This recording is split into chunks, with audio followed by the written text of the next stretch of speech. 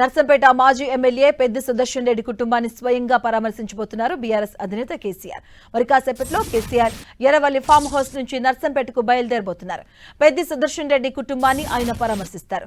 Party ఆవిర్భావం నుంచి తనకు అత్యంత ఆప్తుడిగా, ముఖ్య అనుచరుడిగా ఉన్న పెద్ది సుదర్శన్ రెడ్డి మరణంతో విషాదంలో ఉన్న గులాబీ బాస్ నర్సంపేట నియోజకవర్గ పరిధిలోని పెద్ది స్వగ్రామమైన నల్లబల్లికి వెళ్తారు.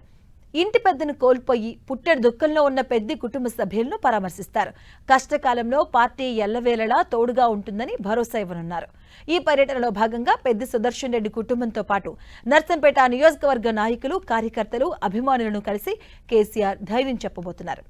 మరోవైపు పెద్ది సుదర్శన్ రెడ్డి కుటుంబానికి అండగా నిలిచేందుకు ఇప్పటికే ఆర్థిక సహాయాన్ని ప్రకటించారు కేసీఆర్. పార్టీ తరపున 2,25,00,000 రూపాయలు అందజేయాలంటూ నిర్ణయించారు. పార్టీ సీనియర్లు, వరంగల్ జిల్లా ముఖ్య నేతలతో చర్చించిన కేసీఆర్ ఆర్థిక సహాయం అందజేయాలని నిర్ణయించారు.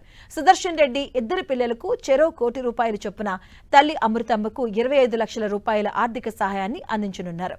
పెద్ది సుదర్శన్ రెడ్డి తల్లి అమృతమ్మ వృద్ధాప్యంలో ఉన్నందున ఆమె పేరుతో బ్యాంకులో జమ చేయాలని కేసీఆర్ నిర్ణయించారు. అలాగే పెద్ది సుదర్శన్ రెడ్డి పిల్లల భవిష్యత్, వారి చదువుతో పాటు కుటుంబ సంక్షేమానికి సంబంధించి పార్టీ నిరంతరం పర్యవేక్షిస్తూ అండగా నిలుస్తుందని భరోసా ఇచ్చారు.